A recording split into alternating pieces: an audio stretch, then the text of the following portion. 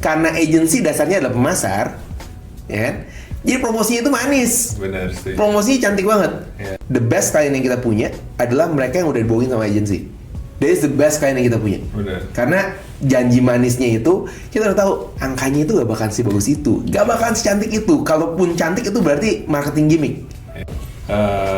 Jadi kalau boleh disimpulkan, di mana-mana kita berbisnis itu, trust from customer is the most important thing. Iya. Ya, that kind of relationship perlu, tapi mereka bukan beli orangnya.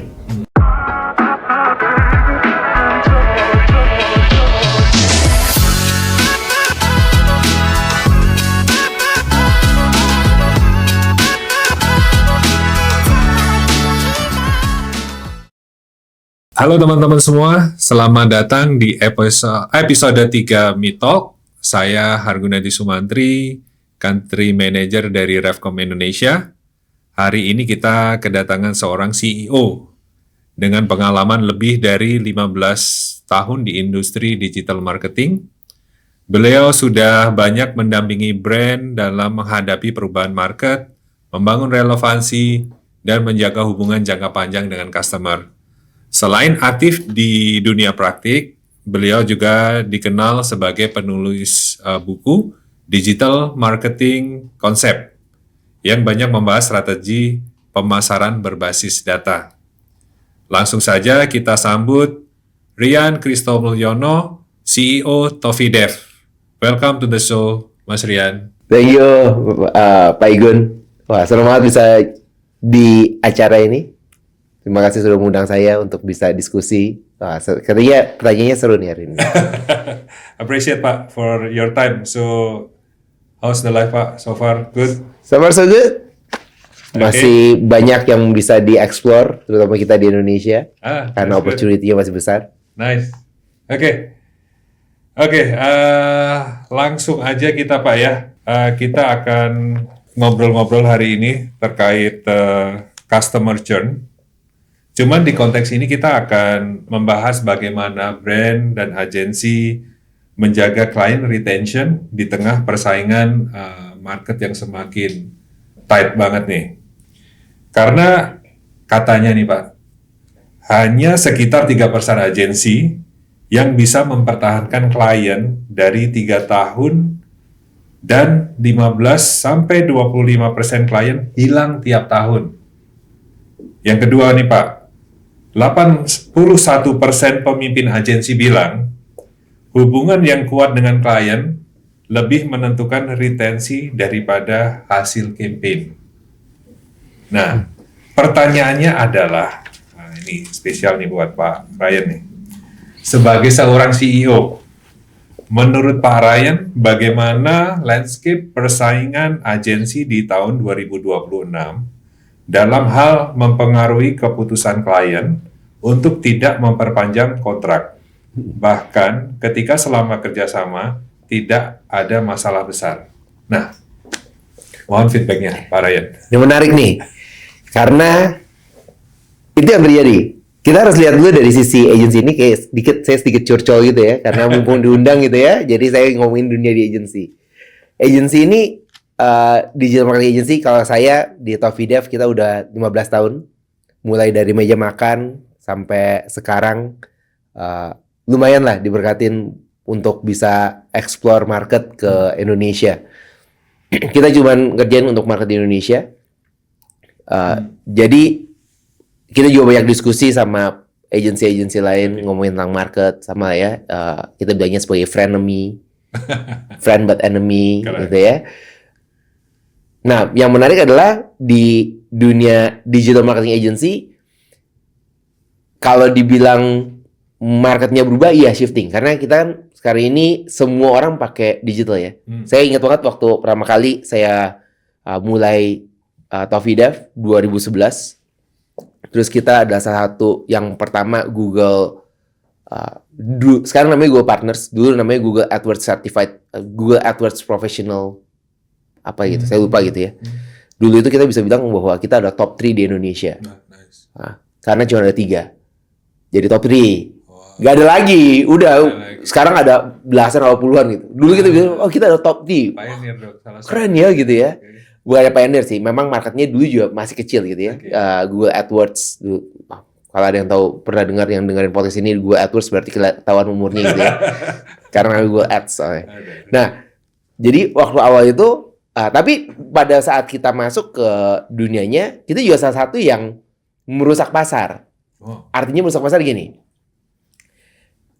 Digital marketing sebagai satu strategi, sebagai satu platform yang kita gunakan untuk melakukan pemasaran, pada saat itu tuh belum semasif sekarang pastinya. Ya, waktu itu pengguna internet mungkin di zamannya saya mulai itu sekitar 20 juta pengguna. Kalau sekarang kan sekitar 240 juta ya. Jadi Indonesia sendiri udah bertumbuh berkali-kali lipat. Masif, ya. Terima kasih pada COVID yang membuat kita di rumah aja. Jadi marketnya itu berubah. Kita salah satu yang pioneer merubah market karena kita nggak punya background. Tiba-tiba kita jadi agency. Oke. Tiba-tiba kita ngebantuin klien, kita pitching, kita serving klien. Tapi kita itu sebenarnya adalah no one. We are no one. Maksudnya saya nggak punya backgroundnya, saya nggak ada background dari agency, saya nggak punya background dari advertising, kuliah juga nggak ada advertisingnya gitu ya. Tapi kok bisa masuk dan bisa bertahan ya lumayan lah 15 tahun bisa bertahan sampai sekarang gitu ya. Tapi masa yang sama juga itu adalah masa setelah tahunnya saya mulai, tahun-tahun berikutnya adalah yang lain ikut mulai. Artinya apa? Sekarang semua orang yang punya a little bit knowledge about digital marketing, sedikit aja, dia pernah pegang klien, sebutlah ke semua klien yang namanya besar gitu ya, mulai dari TBK, buat TBK, multinational company, mereka pernah pegang kliennya sekali, masukin di LinkedIn, put nama CEO, sewa kantor, nggak pakai kantor malah, ya kan, virtual office, buka laptop di cafe, dia agency. Nah itu adalah landscape-nya kita sekarang. Landscape-nya adalah solopreneur agency udah banyak banget. Tapi memang ini buat jadi kompetisi. Of course starting competition-nya akan mulai dengan harga. Setuju. Jadi semua akan beat up di harga. Nah, mungkin pertanyaan pertamanya adalah gimana cara keluar dari kompetisi harga, ya kan? Apa yang mesti kita lakukan? Tapi itu adalah proses yang harus dilakukan. Tapi ini adalah landscape yang terjadi sekarang. Even sampai sekarang, baik itu agensi yang besar, mungkin kalau agensi besar, digital marketing agensi yang besar, udah dipakai punya ranahnya sendiri. Tapi the good news adalah Indonesia ini masih berkembang banget. Kayaknya kalau salah data yang saya punya itu kita punya sekitar 60 jutaan usaha, Company, ya perusahaan di Indonesia, masuknya ke medium size company atau UMKM. Ya ini sedikit lebih sulit untuk dipecahkan, gitu ya. Karena jumlahnya banyak, jumlahnya masif, dan mereka butuh bantuan. Mereka butuh tahu gimana caranya untuk melakukan promosi, gimana caranya mereka melakukan pemasaran dari bisnisnya mereka. Karena kita semua mau bertumbuh. Kita mau naikin omsetnya kita mau naikin market share-nya kita. Jadi dua sisi ini dari kompetisinya memang lebih tight, tapi dari sisi marketnya juga kita bertumbuh. Nice. Jadi competition is always there gitu kan. Jadi gimana kita menanggapi dan how we win with our strategy to compete with the market ya. Betul. Bahkan kalau misalnya kita nggak ada kompetitor, benernya kita yang mestinya khawatir. Setuju. Karena kalau nggak ada kompetitor berarti Ya udah. apakah memang nggak ada yang mau marketnya, atau emang orang nggak butuh? Ya. Dan kita nggak akan ada pressure untuk kita berkembang gitu kan. Yes, betul. Jadi competition is something yang perlu kita appreciate, Setuju. walaupun nggak ada yang suka competition. Kayaknya stres banget ya. Setuju. Dan kita akan stay di comfort zone. Ya, Dan betul. kita ya cuma itu aja. Ya. Nice. Thank you Pak Rian. Pertanyaan kedua nih Pak. Dari pengalaman Pak Rian lagi nih yang udah 15 tahun kan. Faktor apa yang paling sering bikin klien mulai mempertimbangkan agensi lain sebelum kontrak berakhir? Apakah karena memang kebutuhan bisnis mereka yang berubah, shifting tadi? Atau ada persepsi lain, atau ada posisi agensi itu sendiri. Oh, ini Nah. benar nih. Karena saya juga lagi mengalami hal yang sama. Exactly. Target achieve. Ya. Pekerjaan baik-baik saja. Action. Nah, itu. Kan? Nah, ini gimana gitu ya? Apa sih yang bikin perusahaan churn? Saat ini yang banyak saya lihat dari market adalah banyak dari mereka mulai develop their own team. Jadi fasenya sekarang adalah develop their own team. Mereka pikir daripada pakai agensi ya, apalagi kita di Indonesia, UMP-nya masih bisa dipakai gitu ya. Harga agensi mahal, ya udahlah. Kita pakai sendiri, toh dedicated jadinya. Tadinya sebelumnya agensi cuman dikasih waktu konsultasi cuman seminggu sekali, itu pun kalau bayarannya lebih gitu ya. Charge-nya per hours, bikin laporan sebulan sekali. Ya kita bikin tim sendiri aja. Kayaknya lebih menarik ya. Itu banyak yang dihadapi sama timnya saya juga. Quality, kalau dibilangin quality, saya harus bilang bahwa digital marketing di Indonesia kita masih jauh banget lah. Mas Igun tahu prosesnya kita itu masih sangat ketinggalan. Tapi ketinggalannya cukup menarik karena kalau kita pakai yang lebih advance, perusahaan juga nggak bisa ngikutin. Contoh paling gampang gitu ya. Contoh paling gampang adalah saat ini banyak banget kliennya saya, mereka nggak pakai satu di digital marketing, nggak pakai satu, namanya adalah website. Website dan landing page. Kenapa? Alasan mereka yang ribet lah, mesti bikin kata-kata, pusing banget, gitu ya. Terus akhirnya mereka pakai direct ke messaging, pakai messaging apps, tuh kan? Udah, pasang event langsung messaging apps saja, kan cepet hasilnya. Kita bisa lihat lagi, ya. Tapi dia nggak tahu kepusingan di belakangnya. Kalau dapetinnya 1000 pesan setiap hari, jawabinnya gimana, gitu kan? Tapi kita suruh mereka minta pakai landing page atau pakai website, mereka bilang mahal banget, ribet. Jadi masih ada gap tuh. Padahal best practice yang kita lakukan di industri, kalau kita ngeliat ke negara yang lebih maju, mereka memilih menggunakan landing page atau website karena itu menghemat screeningnya mereka. Setidaknya yang kontak itu udah lebih klik lah, dikit. Kenapa? Karena mereka tahu bahwa untuk pejuang jempol di sana itu relatif lebih mahal. Dan pejuang jempolnya itu mesti diajarin, mesti ini. Mereka berpikir bahwa kalau bisa hemat waktu, kenapa enggak? Nah, ada gap yang masih jadi PR-nya kita untuk ngembangin market supaya mereka knowledge-nya itu lebih maju dari sisi penggunaan, dan kalau kita balikin ke apakah ini membuat marketnya churn? Iya dan enggak. Kalau misalnya mereka berpikir mereka mau cari shortcut secara data, saya pernah lihat datanya bagus banget. Wah, kalau dibandingkan sama landing page, kita nggak bisa beat up. Kalau kita ngomongin dari report ya, hasil reportnya kita di agency, ada beberapa kayaknya kita menggunakan strategi pakainya machine gun, artinya dia pakai agensi banyak gitu ya. Yang penting semua agensi dipakai, lihatlah yang mana yang ketembak. Mereka punya budgetnya, mereka punya resource-nya, ya gak apa-apa juga gitu kan. Dan akhirnya kita di compete yang satu mungkin hasil dari quality pipeline-nya lebih bagus, tapi jumlahnya sedikit, satu jumlahnya banyak. Ketemunya sama tim marketing. Marketing bilang, yang penting KPI-nya gue adalah achieve. I don't care about the sales team. Sales team punya masalah masing-masing, kan? You know the process gitu. Gimana kita pakai CRM lah, pakai ini dan segala macam. Jadi itu yang banyak kejadian. Apakah itu salah satu penyebab churn? Mungkin. Tapi yang paling banyak dihadapin mungkin adalah karena knowledge-nya mereka, knowledge dari klien ini, mereka masih coba-coba. kita ngomongin udah dibilang dari beberapa tahun lalu, saya ingat 2015 2016 kata-kata data is the new oil udah diomongin dari zaman itu. Benar. Ya kan? First touch attribution, last touch attribution, multi touch attribution. Ya. Tapi sampai sekarang nggak ada yang bisa nail it. Nggak ada yang bisa yes, berhasil.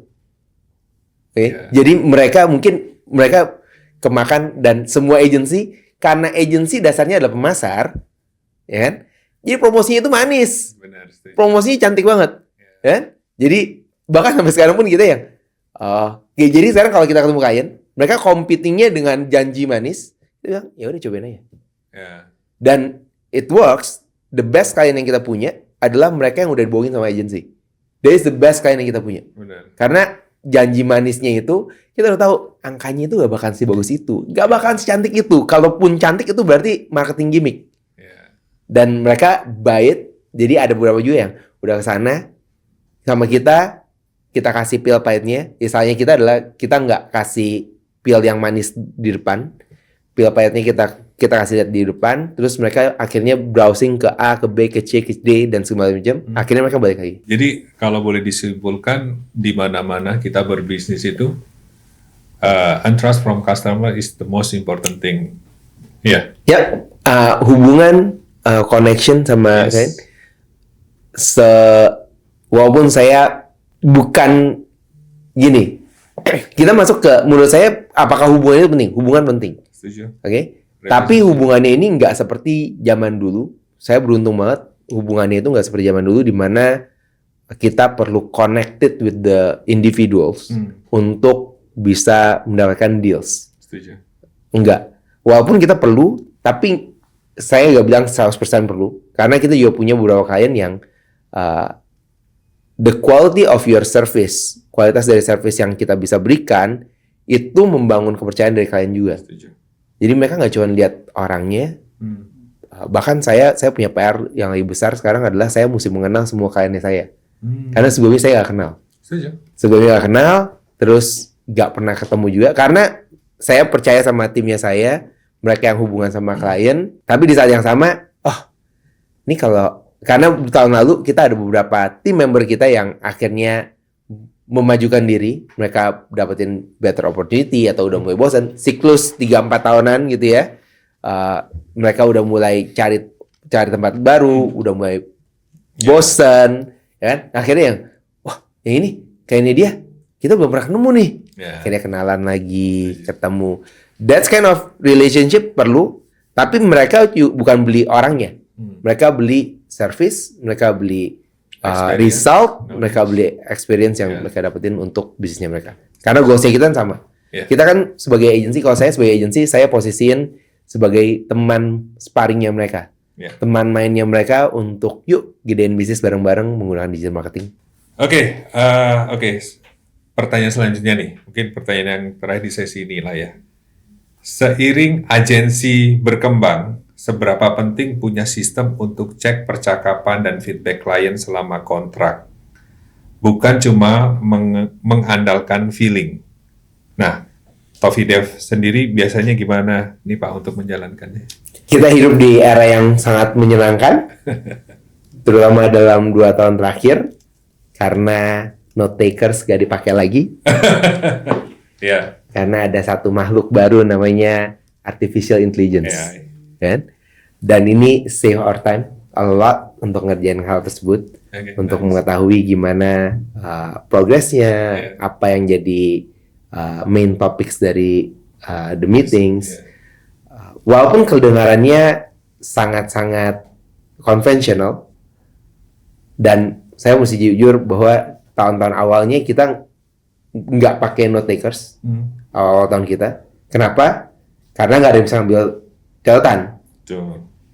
Nggak ada yang bisa ngambil catatan. Jadi ya seingatnya kita aja, meetingnya apa ya tadi ya? Ini seingatnya kita deh gitu. Oke. Dan kenapa kita di awal nggak pakai?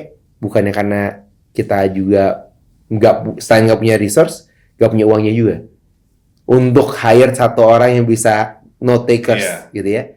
Nah di era sekarang menurut saya itu sangat penting karena kita bisa ngelihat semuanya dengan lebih gampang.